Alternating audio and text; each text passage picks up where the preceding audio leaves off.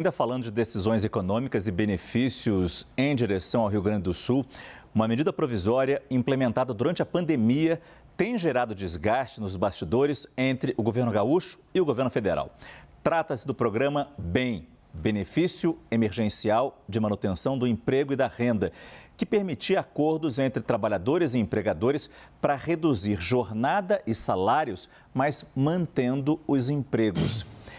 Essa é uma apuração do Caio Junqueira, que tem as informações para a gente. Caio, o governador Eduardo Leite, ele defende um retorno desse bem, é isso?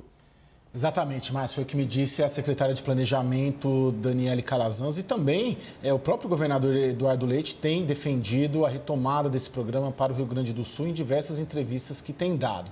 O que acontece? Vamos colocar os dois pontos aqui. De um lado, esse grupo, Rio Grande do Sul, que tem um aliado de peso, que é a FIEGS, que é a Federação da Indústria do Estado do Rio Grande do Sul. Conversei lá com o próprio presidente eleito, com empresários vinculados à FIEGS, que colocam uma situação ali muito problemática para a ampla maioria das empresas.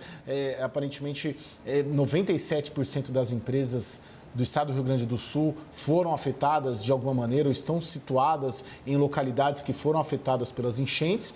E esse grupo, tanto o grupo político ali do governo do estado do Rio Grande do Sul como o empresariado gaúcho, defende a retomada dessa medida provisória, uma medida provisória assinada, idealizada pelo ex-ministro Paulo Guedes, mas assinada pelo governo Jair Bolsonaro, ali mais ou menos maio, junho, no meio do ano de 2020 ainda, que a ideia geral, o conceito é esse: reduz a jornada de trabalho, reduz o salário, o governo dá uma contrapartida para bancar essa diferença de salário num prazo de até 120 dias. Esse é o conceito. O que acontece? O governo Lula é contrário. Teve uma reunião que me relataram no dia 6 de maio, você vê quase um mês ali, logo na primeira semana ali das enchentes, com a participação do ministro do Trabalho, Luiz Marinho. Isso foi apresentado, essa demanda, pela Federação da Indústria, ficou de ver e até hoje não saiu. Havia uma expectativa de que saísse hoje nesse pacote, mas também não saiu.